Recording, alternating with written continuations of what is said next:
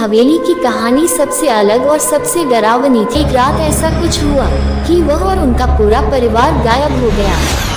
हवेली का मुख्य दरवाजा हमेशा के लिए बंद कर दिया गया। वह या तो मर जाता या फिर हमेशा के लिए गायब हो जाता। हवेली का दरवाजा जोर की आवाज के साथ खुल आग की तरह फैल गई। नजारा देखकर चारों की आंखें फटी रह गई। एक तेज रोशनी निकली और वहां अचानक एक परछाई प्रकट हुई।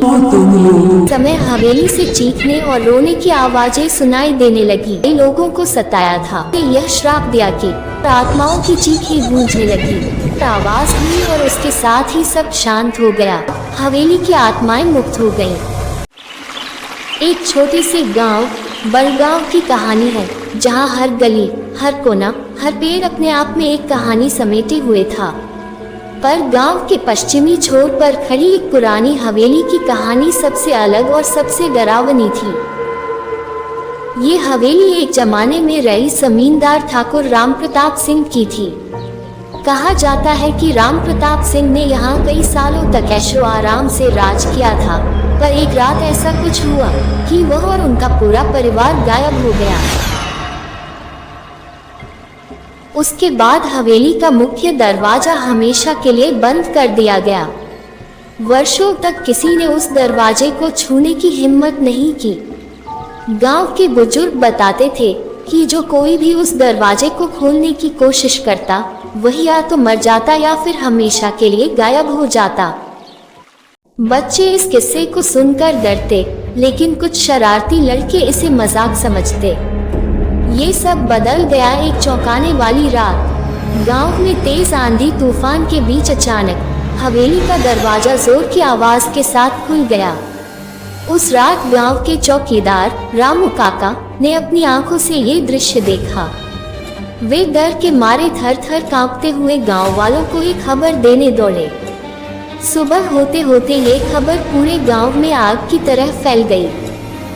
गांव में ये चर्चा शुरू हो गई कि आखिर अब क्या किया जाए।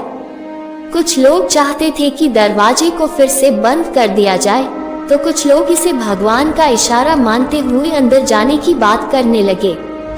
गांव में 4 घनिष्ठ मित्र थे, मोहन, सुरेश, ललित और बबलू। ये चारों अपने नटखट स्वभाव और बहादुरी के लिए पूरे गांव में मशहूर थे। जब उन्होंने हवेली का किस्सा सुना तो उनकी जिज्ञासा चरम पर पहुंच गई।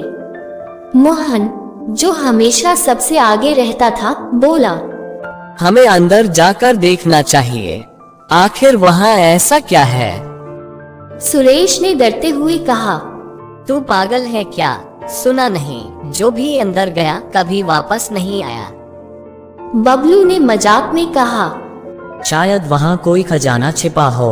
अगर हमें मिल गया तो हम भी रईस बन जाएंगे। ललित ने गंभीरता से कहा, जो भी हो, ये बात जरूर पता करनी चाहिए। काफी बहस के बाद चारों ने तय किया कि वे रात को चुपचाप हवेली में जाएंगे। रात को चांदनी की हल्की रोशनी के बीच चारों दोस्त चुपचाप हवेली पहुंचे। उनका दिल जोर जोर से धड़क रहा था, पर जिज्ञासा ने उनके डर पर काबू पा लिया। दरवाजे के पास पहुंचकर मोहन ने धीरे से उसे धक्का दिया। दरवाजा बिना किसी आवाज के खुल गया। अंदर का नजारा देखकर चारों की आंखें फटी रह गईं। हवेली अंदर से खंडहर जैसी थी, लेकिन दीवारों पर पुराने समय की पेंटिंग्स और झूमर अभी भी चमक रहे थे। फर्श पर धूल की मोटी परत थी और हर मकड़ियों के जाले थे। बबलू ने फुसफुसाते हुए कहा, यहाँ तो कुछ खास नहीं है। पर तभी एक अजीब सी आवाज आई, जैसे कोई जोर से हंस रहा हो। हा हा हा हा हा हा हा हा हा। चारों ठिठक गए। यह आवाज कहाँ से आई? सुरेश ने घबराकर पूछा।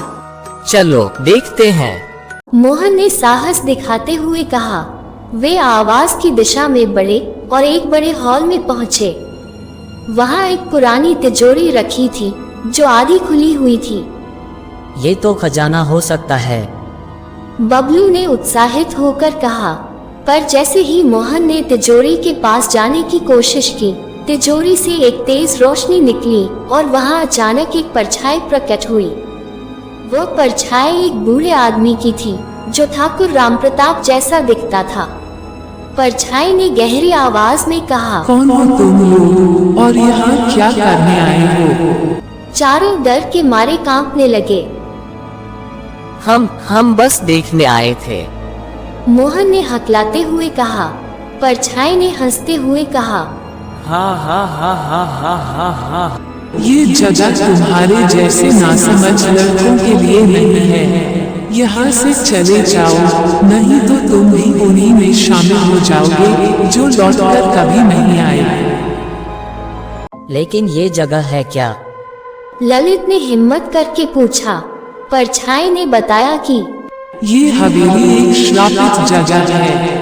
ठाकुर रामप्रताप ने यहाँ कई गलत काम किए थे और निर्दोष लोगों को सताया था। उनके कर्मों का फल ये हुआ कि उनकी आत्मा और उनके परिवार की आत्माएं इस हवेली में कैद हो गए। जो भी हवेली में आता है उसकी आत्मा भी इस जगह की बंदी बन जाती है। ये सुनकर चारों को अपनी गलती का एहसास हुआ। उन्होंने परछाई से माफी मांगी और बाहर जाने की अनुमति मांगी। परछाई ने कहा, तुम जा सकते हो, लेकिन अगर दोबारा इस जगह पर कदम रखा तो बच नहीं पाओगे। चारों ने तुरंत वहां से भागने की कोशिश की। जैसे ही वे दरवाजे के पास पहुंचे, दरवाजा जोर से बंद हो गया। चारों ने मिलकर दरवाजे को धक्का दिया और अंत में वह खुल गया। वे जैसे तैसे बाहर निकले और सीधे गांव के मंदिर में गए। वहां उन्होंने गांव के पुजारी को पूरी बात बताई। पुजारी ने कहा कि अब उस हवेली को फिर से बंद कर देना चाहिए और वहां जाने की सख्त मनाही करनी चाहिए। इसके बाद चारों दोस्तों ने गांव वालों को हवेली के भीतर के डरावने रहस्य के बारे में बताया, पर सब गांव वाले उनकी बातों पर यकीन करने को तैयार नहीं थे। कुछ ने इसे उनकी कहानीबाजी समझा तो कुछ ने इसे उनकी बहादुरी। हालांकि इसके बाद गांव में अजीब घटनाएं होने लगी। रात के समय हवेली से चीखने और रोने की आवाजें सुनाई देने लगी। गांव के जानवर जो अक्सर उस ओर चले जाते थे, अचानक गायब हो रहे थे। चारों दोस्तों ने इस पर और शोध करने की ठानी। पुजारी जी के पास गए और उनसे और जानकारी मांगी। पुजारी जी ने एक पुरानी किताब दिखाई जिसमें हवेली और ठाकुर रामप्रताप की कहानी लिखी थी।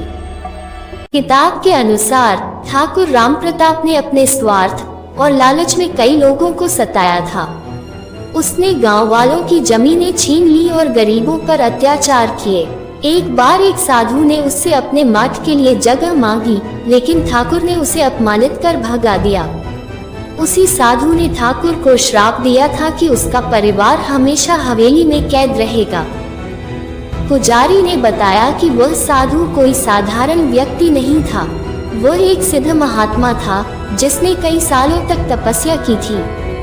ठाकुर के अत्याचार ने उसकी आत्मा को झकझोर दिया और उसने अपने तप के बल से यह श्राप दिया कि हवेली में रहने वाली हर आत्मा वहां कैद रहेगी जब तक कि उनका प्रायश्चित न हो। चारों दोस्तों ने ठान लिया कि वे इस श्राप को खत्म करके गांव को इस डर से आजाद करेंगे। उन्होंने पुजारी जी के साथ मिलकर योजना बनाई। रात को जब पूरा गांव सो रहा था, वे फिर से हवेली में पहुंचे। इस बार उनके साथ पुजारी जी का आशीर्वाद और कुछ धार्मिक वस्त्र थे। हवेली में प्रवेश करते ही वे सीधे उस स्थान की ओर बढ़े जहां त्रिशूल गड़ा था।